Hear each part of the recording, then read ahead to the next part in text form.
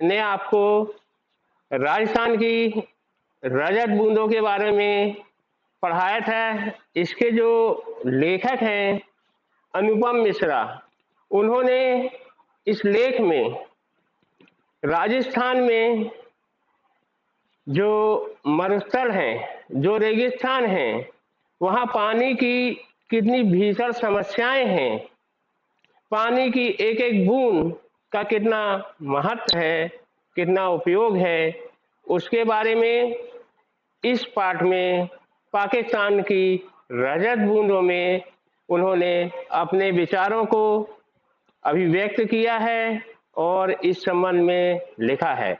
मैं उसके बारे में आपको बताने जा रहा हूँ, पढ़ाने जा रहा हूँ।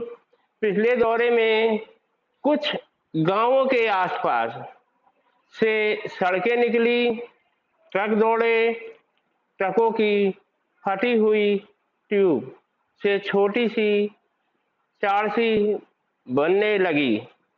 कुएं के व्यास का संबंध इन क्षेत्रों में पड़ने वाली तेज गर्मी से भी व्यास बड़ा हो तो कुएं के भीतर पानी ज्यादा फैल जाएगा। बड़ा व्यास पानी को भाप बनकर उड़ने से रोक नहीं पाएगा। कुएं को उसके पानी को साफ रखने के लिए उसे ढककर रखना जरूरी है। छोटे मुंह को ढकना सरल होता है। हर एक कुएं पर लकड़ी के बने ढक्कन ढके मिलेंगे। कहीं कहीं घास की टट्टी की तरह घास फूस या छोटी छोटी टहनियों से बने ढक्कनों का भी उपयोग किया जाता है। जहां नई सड़कें निकलती हैं और इस तरह अपरिचित लोगों की आवक जावक भी बढ़ जाती है, वहां अमृत जैसे इस मीठे पानी की सुरक्षा भी करनी पड़ती है। इन इलाकों में कई कुइयों के ढक्कनों पर छोटे छोटे ताले भी लगे हैं। ताले कुएं के ऊपर पानी खींचने के लिए लगी घिरनी चक्री पर भी लगाए जाते हैं। कुइयां गहरी बने तो पानी खींचने की सुविधा के लिए उसके ऊपर घिरनी या चक्री भी लगाई जाती है। यह गरेड़ी चरखी या फरेड़ी भी कहलाती है। फरेड़ी लोहे की दो भुजाओं पर भी लगती है, लेकिन प्राय यह गुलेल के आकार के एक मजबूत तने को काटकर उसमें आर पार छेद बनाकर लगाई जाती है। इसे ओड़ाक कहते हैं। ओड़ाक और चरखी के बिना इतनी गहरी और सकरी कुई से निकालना बहुत कठिन काम है बन सकता है। उड़ाक और चरखी जर्सी को यहाँ वहाँ बिना टकराए सीधे ऊपर तक राजस्थान की लाती है। पानी बीच में छलक कर गिरता नहीं है। वजन खींचने से में तो इससे सुविधा रहती ही है। खड़िया पत्थर की पट्टी एक बड़े भाग से गुजरती है, इसलिए उस पूरे हिस्से में एक के बाद एक कुई बनती जाती है। ऐसे क्षेत्रों में एक बड़े साफ सुथरे मैदान में 30-40 कुइयां भी मिल जाती हैं। हर घर की एक बड़ी परिवार बड़ा हो तो एक से अधिक भी निजी और सार्वजनिक संपत्ति का विभाजन करने वाली मोटी रेखा कुई के मामले में बड़े विचित्र ढंग से मिट जाती है।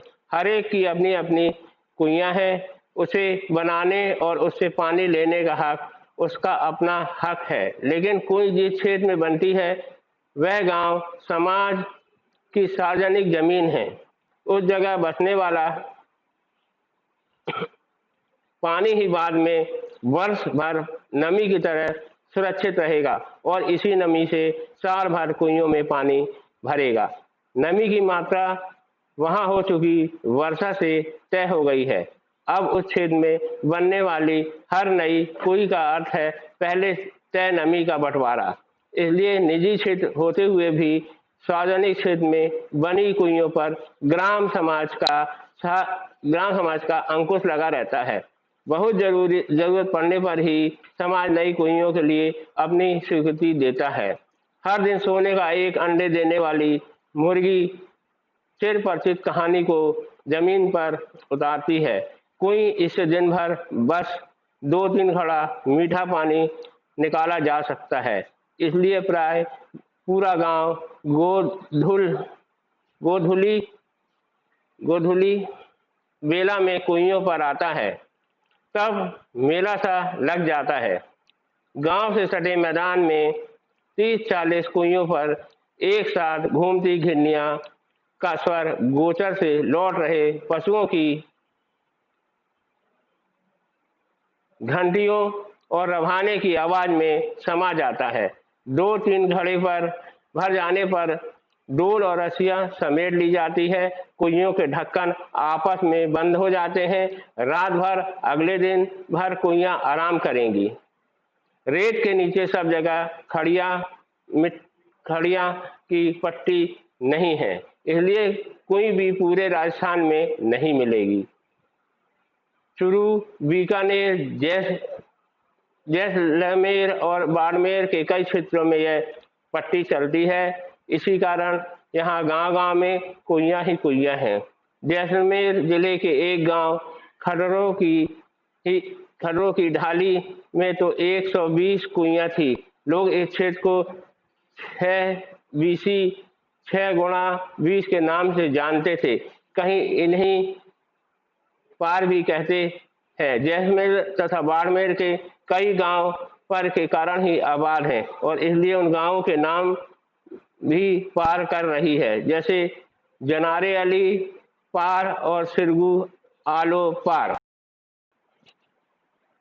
अलग अलग जगहों पर खड़िया पट्टी के भी अलग अलग नाम हैं। कहीं यह चारोली है तो कहीं धाड़ो,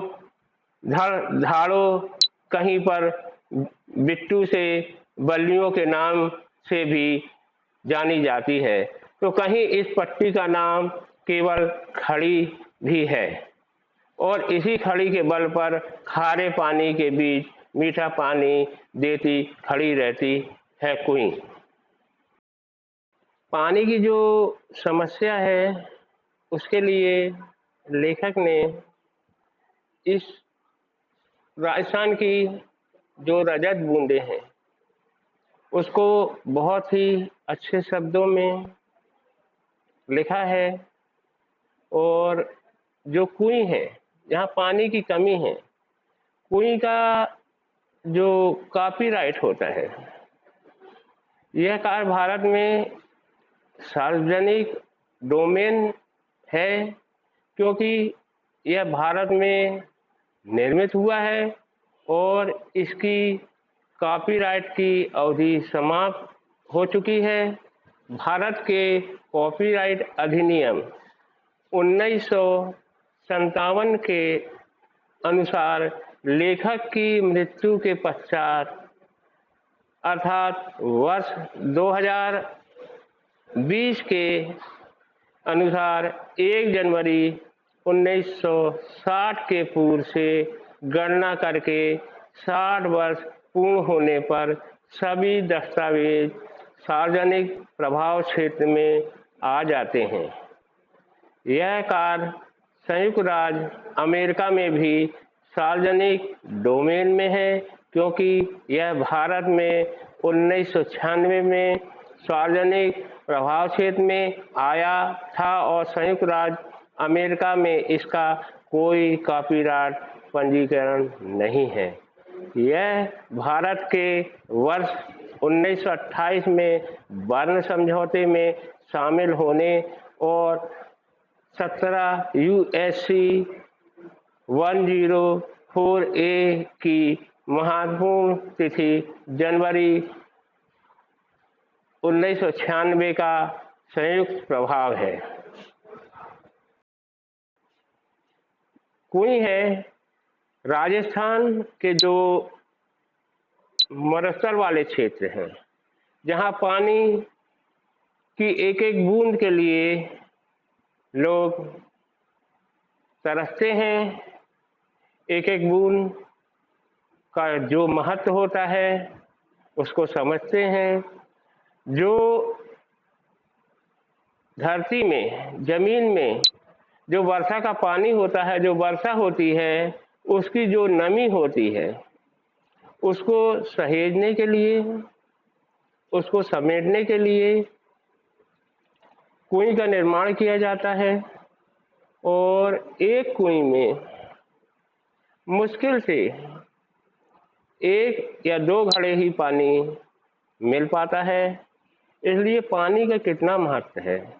और ये जो कुएं हैं, जो इसकी विधि है बनाने की, इसका कॉपीराइट भी हुआ है और इसका भारत में ही इसकी शुरुआत हुई है।